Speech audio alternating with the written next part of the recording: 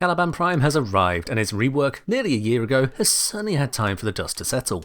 With its unique access to Tau damage and its 4 sentient themed abilities, what is this frame capable of, and where does he fall short? I'm Nick Engineer, let's solve a practical problem.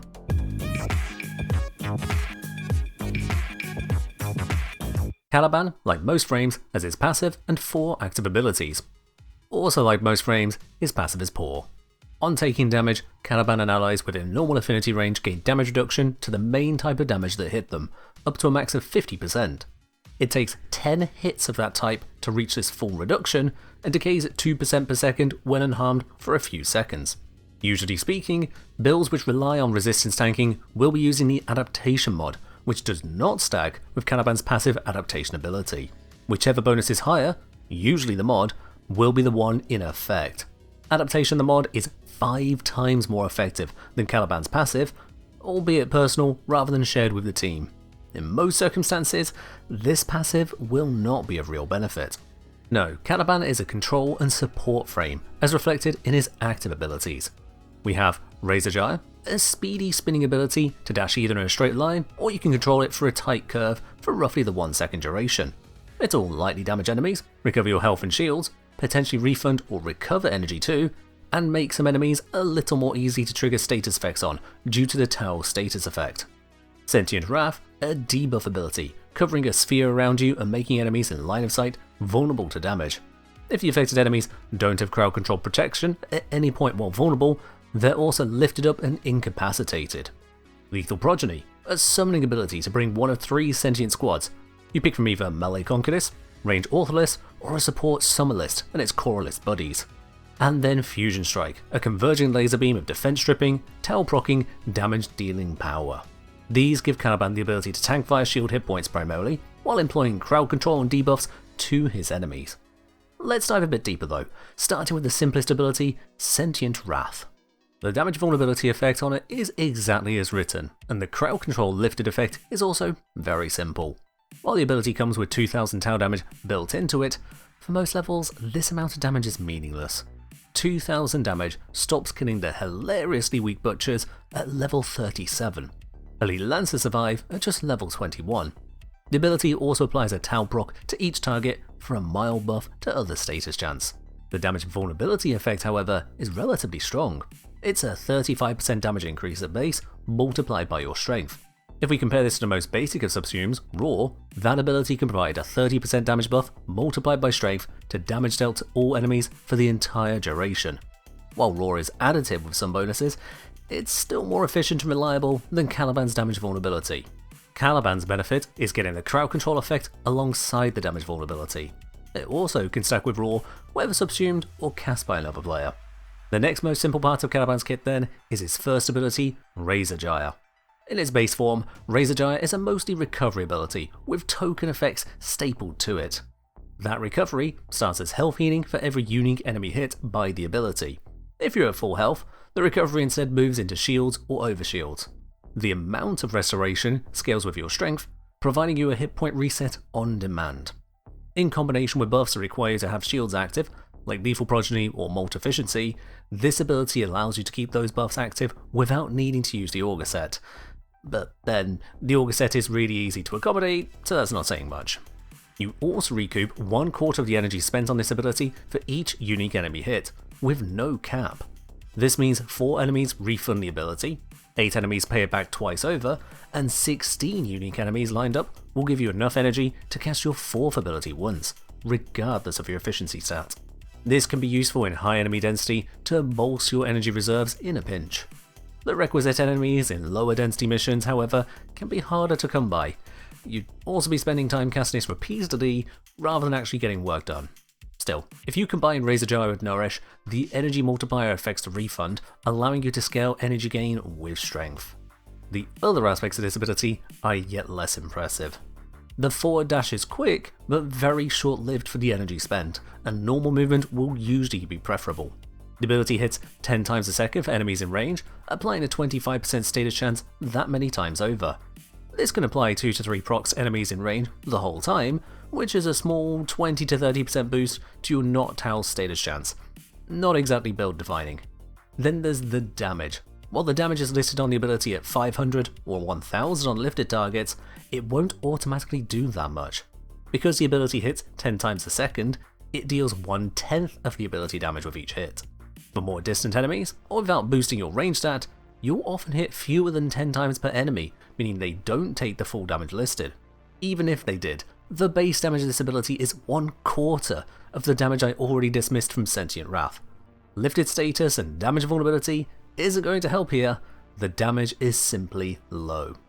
For all the procs, damage and movement, this flashy ability is half about getting your shields back cheaply, half about getting extra energy out of it.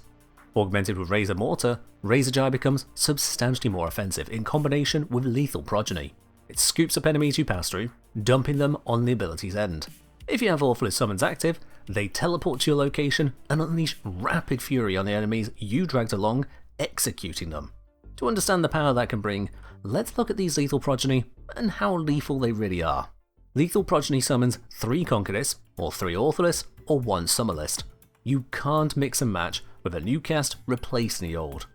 The level they are summoned at is equal to your Warframe level, multiply strength, and rounded down. This affects their stats, most notably the damage they deal. For each active summon, Caliban and nearby allies gain constantly regenerating shields. If a target Warframe shields reach 0, the regeneration is disabled until they gain at least 1 shield hit point from any source, including the Augur set. This is different to regeneration from Arcane Aegis, which keeps working even when the shield gate is triggered. Starting with the Conquerors then, they will fight alongside Caliban, aggressing nearby enemies. They can attack in various ways, depending on the circumstances. Normally, they use their basic melee attack. At level 30 unmodded, this means 1415 damage per hit, and this can be applied a few times per second across the trio. Frequently, they'll stop attacking and take some time to transform into a spinning attack. This spin will deal hits twice a second in a small AoE, with a chance of triggering slash procs. At level 30 unmodded, this deals 3772 damage per hit, and they keep it up for a few seconds or until nothing is in range anymore. Those damage numbers don't scale normally with strength though. The melee attack scales with both strength and the level of the summon, with summon level dictated again by your strength. With 100% strength, you're getting about 1.4k damage per hit. Yet with 200% strength, this climbs to 7k damage per hit, a roughly 5-fold increase for just 2 times strength. In very high cases, climbing to 600% strength, such as via Relic Fissure or Arbitration bonus, the melee damage becomes 107,000 damage per hit. These melee attacks are relatively rapid and can hit twice, meaning that a high strength leads to high returns for the investment. The spin attack does not scale so aggressively. It climbs with strength only through level scaling. This means that for 200% strength, the damage increases 2.5 times. With 600% strength, it's about 12.6 times higher. This is still stronger scaling than strength normally does, but not quite as fast as the melee attacks grow. Should you be running low strength for some odd reason, the reverse is true. The spin attacks maintain more of their damage, still 26.5% effective at minimum strength, while the melee damage drops to basically nothing with 10% strength. The biggest downside for the Conquerors is the time it takes them to get to applying damage. If they constantly need to move in range and are switching modes, this reduces the time they're applying. Conquerors also react to Caliban using his 4th ability, Fusion Strike, copying the attack with half the base damage. Any buffs you may have to companion damage, such as Summoner's Wrath, also buffs this copy ability, bringing the damage up to 87.5% of your own damage. Lastly with Conquerors, should one have been struck by your own Fusion Strike, they gain a very low chance to activate the Spinning Laser ability that Battlelist NPCs use.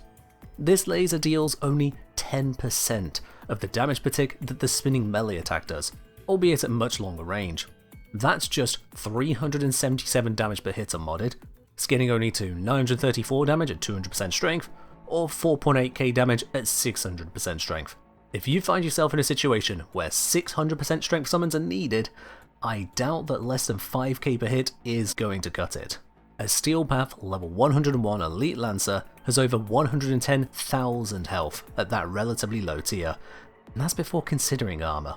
Suffice to say, Conquerors can deal damage, but travel time and inefficient abilities can distract them from being an optimal damage dealer. Orphalus, on the other hand, can get some more work done. These ranged attackers prefer backing up and using direct or artillery style ranged attacks. At level 30, Their direct damage is 1888, with a small, no fall-off AoE dealing 472 damage. For clustered enemies, this can scale up quickly. Ortholis range attacks and AoEs, just like Conqueror's melee attacks, scale with both summon level and strength, effectively double dipping strength. 200% strength again increases damage roughly 5-fold. While they lack the downside of travel time to hit new targets, Ortholis are noticeably vulnerable to terrain, accidentally shooting artillery into walls and ceilings in cramped missions. Ortholis are the only summon that responds to Caliban's Razor Mortar augment. When you cast Razor Gyre, they gain a hefty 70% fire rate and electric damage bonus scaled by strength. They teleport to your location and begin focusing their attacks on the grouped enemies you just abducted. As Ortholis are boosted very strongly by strength, and the 2-stat boost on Razor Mortar also use strength while affecting multiplicative stats, you get an incredible return on strength scaling. Comparing 100% to 200% strength alone, it causes an Ortholis to double in level for 2.5 times damage, double in strength for 2 times damage, increase fire rate from 170% to 240% for 41% more DPS, and increase electric bonus from 70% to 140% for again 41% more damage. Combine that all together, going from 100% to 200% strength gives a staggering 886% DPS increase. At 300% strength, it's a 4,333% DPS increase over base. Even without debuffing abilities, scaling of that magnitude can certainly kill grouped enemies, cementing the Ortholis as your main damage dealer. Lastly of the summons is the Summon List. While Caliban only summons the one Summon List, it then summons its own 6 Core List to support you in the mission. As this leads to 7 total summons, the shield restoration Caliban and allies receive is increased to 2.33 times versus the other summons. In exchange, the damage from the Summon List and Core List is much lower. At level 30, the Summon List uncommonly fires slow range attacks for 944 damage per shot, half the direct damage of the Ortholis with no AoE effect and poor fire rate. It still scales in pace with the Ortholis, but the output is terrible. The level 30 Core Lists have even lower damage, applying 302 damage on direct hit with a small AoE of 75 damage. While they outnumber Ortholis summons 2 to 1, each range attack is still less than a fifth of the power and fires more slowly. Core List damage scaling also doesn't double dip strength, meaning the direct and AoE damage both do not keep pace with Ortholis with higher strength. In a nutshell, the Summon List should only be used where you need the extra hit point regeneration. If you tank just fine with 3 summons, you're simply losing out on DPS. All of this brings us to Caliban's final ability, Fusion Strike. As I mentioned earlier, Conqueror's can copy this ability when you use it, multiplying the damage effect. Caliban casts 3 converging beams of energy, sweeping a flat plane in front of him. You have limited control while this is happening, but also become invulnerable for the casting duration.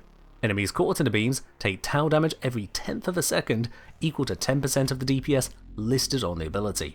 As the beams sweep rapidly, most enemies will only take a short burst of damage this way, unless you're actively pointing the central beam at them. Once the beams converge, they explode. This explodes in 2 ways. Firstly, the main explosion causes damage to all enemies within 10 meters of the point you aimed at. The radius, which isn't mentioned on the mod card, increases with range, as damage fall off to 0 at max range, and leaves behind a defense stripping zone that removes both armor and shields.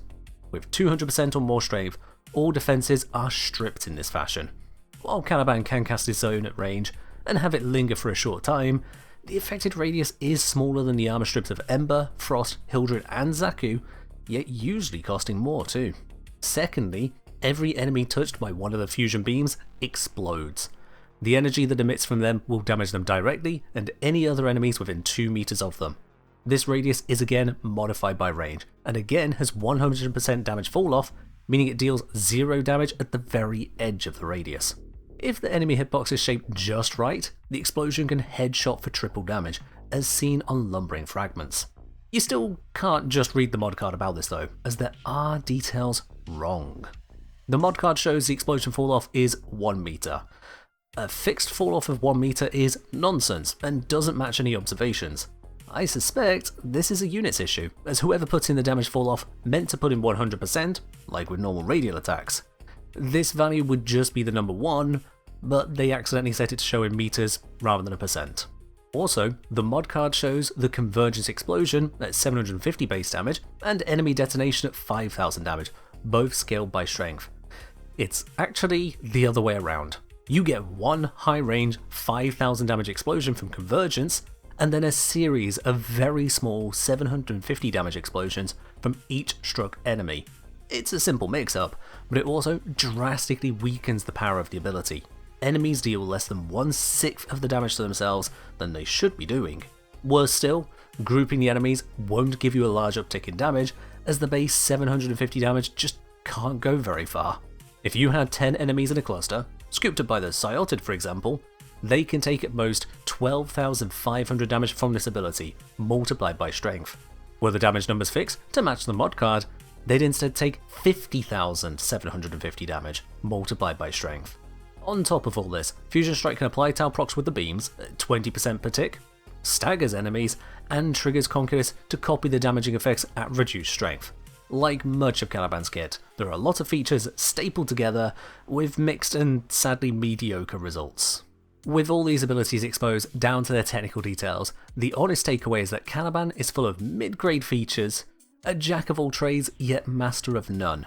Whether it's mobility, restoration, control, debuffing, damage boosting, or straight up damage dealing, there's always something better. Still, sometimes a jack of all trades can be a worthwhile pickup, or forced upon you via EDA and ETA. When that's the choice, I can suggest two approaches. The first is an unaugmented approach, built around crowd control and support. The open slot of flex slots, which we'll cover in a moment. This setup means making use of the second ability to hard control most enemies and debuff all in line of sight, while keeping the third ability for hit point regeneration and distraction. A good balance of duration, efficiency, range, and strength is needed to hold a wide area and be useful within it. Caliban's first and fourth abilities do not feature as highly for this task. His fourth is expensive, and the defense strip can be achieved in better ways. His first, without augment, is a lacking recovery ability. Whichever one you like least, I would suggest replacing it with a team buff to assist you, your summons, and your allies. Nourish is a good candidate for also providing a boost to energy economy, while Eclipse, which can be augmented to be a team buff, can be flipped to a defensive bonus on demand in higher damage situations. For lower enemy density, self-supporting options for energy economy may be a priority. This includes Arcane Steadfast, Arcane Energize, and Energy Nexus, the latter of which works very well with Nourish for energy income. These can make casting easier when you're affecting fewer enemies, and therefore getting fewer drops. Do be careful with Arcane Steadfast, as it disables the shield gain from the Augur set while triggered, so you do become a little more vulnerable to high damage, something that shouldn't be an issue in low enemy density missions. It also disables energy gain from Razor Gyre, as the ability is considered to have no energy cost, thus nothing to refund, until all charges are expended. For higher enemy density, the drops from normal enemies can be enough to support your casting. To really go strong on that, an Archon Shard for energy from Health Orbs, in combination with a Synth Deconstruct optimized companion, should be enough. That leaves you free to add in Augur Message and Molt Efficiency for more duration, or Primed Redirection and Arcane Aegis for more resilience, depending on how well you handle that density and level of mission. Arcane Camisado is a solid pick at all times though, as your combined summons can apply a lot of hits, easily making use of the Arcane Strength buff for you and speed buff for your summons. The Growing Power Aura can be swapped to almost any other aura of your choice, including Summoner's Wrath to further focus on your summons getting damage done, at the cost of lower shield and energy support. Pick what fits for you on that. If however you really want to be a more offensive caster Caliban, that's where we bring in the Augment. This is mostly suited to higher enemy density missions. It relies on repeat casts of Razor Gyre, both for restoring the energy we're spending and to constantly group the next set of enemies for execution. As Razor Mortar adds electric damage to the attacks on top of their existing AoE, the greater the number of clustered enemies there are, the greater the damage per enemy. For this reason, I've gone high strength from range primarily, to really get maximum value out of the attacks, at the expense of low efficiency. Arcane Steadfast helps shore up the low efficiency, enabling cast of Fusion Strike without eating up 155 energy each time. Use your HUD or the visual effect on your frame to know when it's safe to use that, should you need the defense strip. You may want to consider using 1 or 2 Archon Shards for additional maximum energy, so that a badly timed cast of Fusion Strike doesn't leave you unable to cast anything else. Crucially, with both of these setups, the tank is shield hit points with instant recovery on demand. In the event you encounter heavy toxin damage, the only defense Caliban has is to back off. You have no defensive answer to toxin. While you can theoretically use secondary fortifier to try and block the toxin damage, it's unlikely to be up long enough and strong enough to hold the line if you're not in control enough to avoid the damage in the first place. If you're going into endurance level missions where hit points cease to be relevant, trade out the adaptation mod for catalyzing shields. Shield recovery from Razor Gyre or the Augur set becomes your entire survival plan for anything that gets past your summons and Sentient Wrath. Whichever build you end up choosing to use, this gives you the control and recovery that Caliban brings to the table, focusing on his core strengths, not the stapled on extras. As thematic as Tau procs are, I genuinely do not see a build defining use for them anywhere in his kit. That's all on Caliban with his new Prime. If you're unsure where to get him, check out my guide on farming new Prime relics. And as always, suspend enemies, befriend sentients, and fight well, Tenno.